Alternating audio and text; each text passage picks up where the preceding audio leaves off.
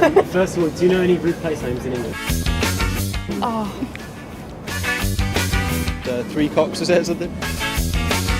I know something called Pikey's Corner. Cockfosters. Come on, let's go. Could you describe to me what you presume Cuckoo's Knob to look like? Every middle way, though, we don't stop.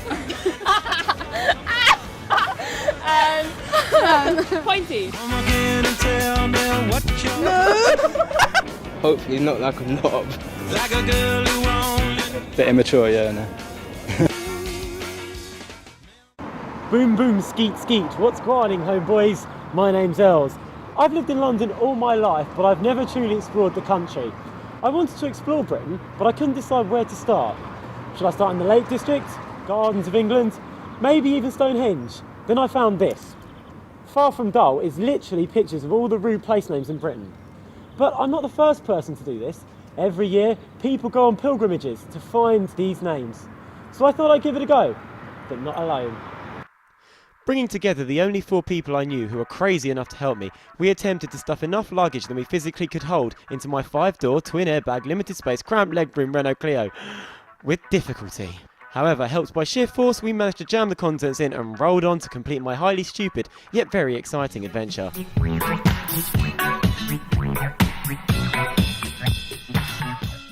After checking the M25 for all of 30 minutes, we reached our first destination. Only a few miles outside of London, cow roast is in fact a corruption of cow rest. So unfortunately there'll be no spit roast for us today. So we've got to cow roast, but I honestly don't know what's here. We sent Jay to find out more. It's really, really small. Thanks, Jay.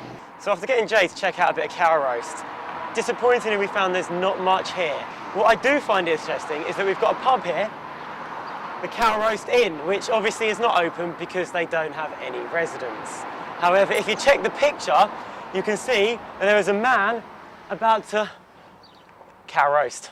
As we continued onwards, success did not follow us as the road to Bummers Hill became very treacherous. We're a little lost. Finding ourselves lost, there was only one course of action we could take. Peppy is currently asking someone if they know the way to Bummers Hill. I think we should keep on going. We need to make an editorial decision. Let's think about this logically, right? No one actually knows where Bummers Hill is. It's not on the map. Whose dumbass idea was it to go there anyway? Let's just move to the next place.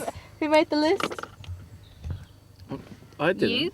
Jay made the list. I made the list. I said it was a followed rough the list. I list. said they needed investigating. Oh, I If see. you can't find somewhere, don't go there. Ooh. Don't go Yeah. I think we should. Our first argument had created tension, so I used my wit and quick thinking like the professional I am.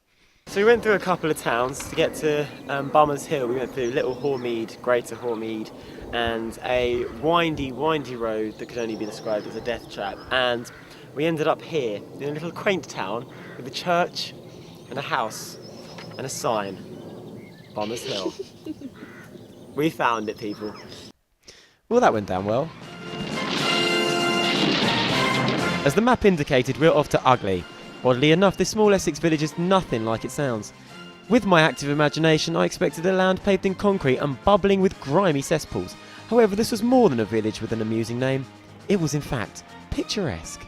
To quench our thirst for knowledge, we referred to the only place we as students believed the information would be reliable, the pub. I know it was named after a Viking king called Ugga, who came through this area, when they came through this area, whenever, and he decided to settle here. And that's where the name of Ugly comes from, King Ugga.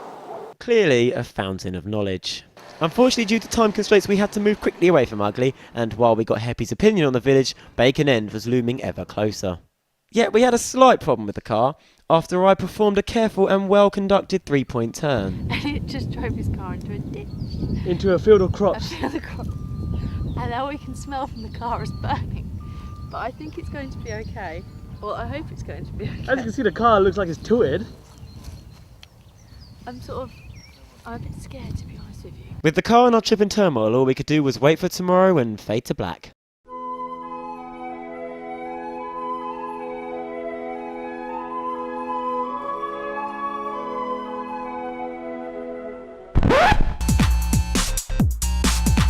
Welcome to day 2. Yes, after a long-earned rest in the lovely confines of Colchester's finest hotel, we have now started our day in the fantastic place of Fingering Hoe! Containing nothing more than a nature reserve, we wanted to know why this obviously rude name village became so. I understand that hoe, as in Fingering Hoe, Langen Hoe, I believe it's Saxon, someone may tell me it's different, as opposed to of Norman, of Le Hay and things like that, which are of Norman extraction. Interesting. However, while scouting the reserve, we came across a woolly mammoth? Surely not. The picture of the woolly mammoth is with reference to remains of woolly mammoth, which were actually found on a local gravel extraction site. For everyone's information, Fingering Hoe actually comes from Fingering Ass, as this family once owned the land. Funny what you learn on Google. But there was no stopping for us, we still had many places to visit. What we needed was a montage.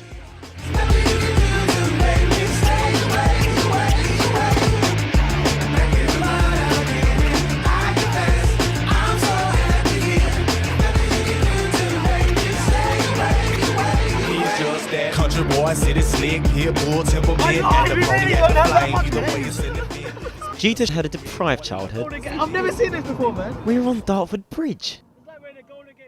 After a 3-hour journey, we came to my personal favourite. Here we are in Falcon Hill, and it's fucking amazing.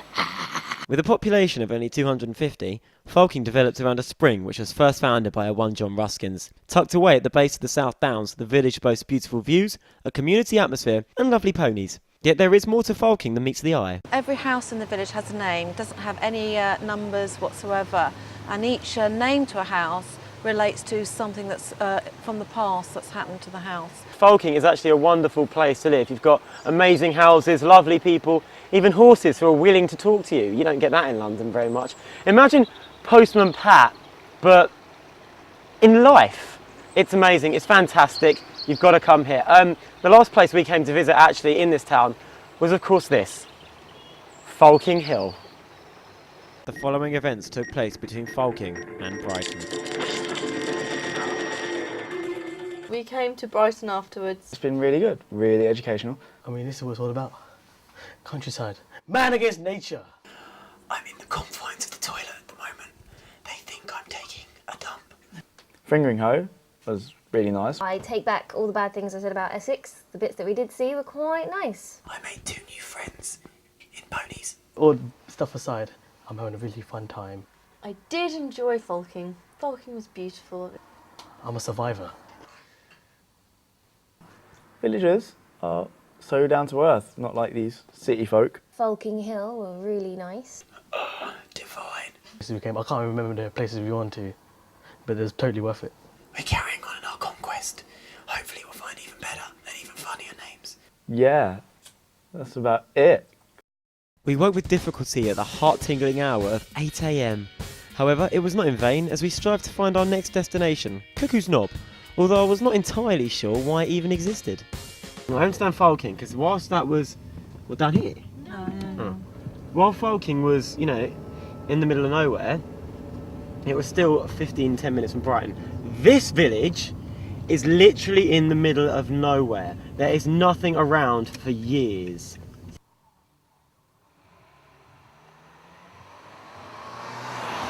Cuckoo's Knob. There it was. So after travelling nearly 3 hours and almost missing this place, we arrived here at Cuckoo's Knob.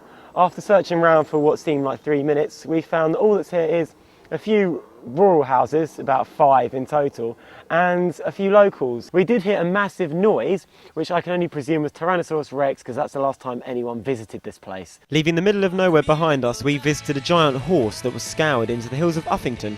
G and I saw it as a chance to stretch our legs and celebrate our first night of camping. We were very, very wrong. We've arrived at Deathsville. We spent 15 hours trying to find this place. Up and down a mountain in England. Now this old lady says, oh, we couldn't find your booking. Oh yes, Heppy, I'll show you where the toilets are. Come with me. No one else coming with? Good. Heppy hasn't come back.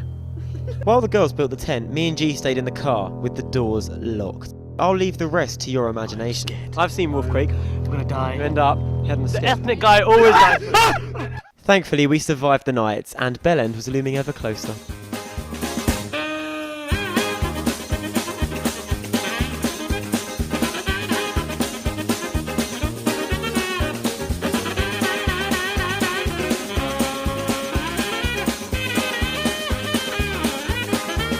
As soon as we entered Birmingham, the sun disappeared, the temperature dropped, and we all suddenly became quite depressed. But Bell End was poking right round the corner. Well, we've finally done it. After a 670.6 mile road trip around Britain to find the funniest and most unusual names, we found this, Bell End.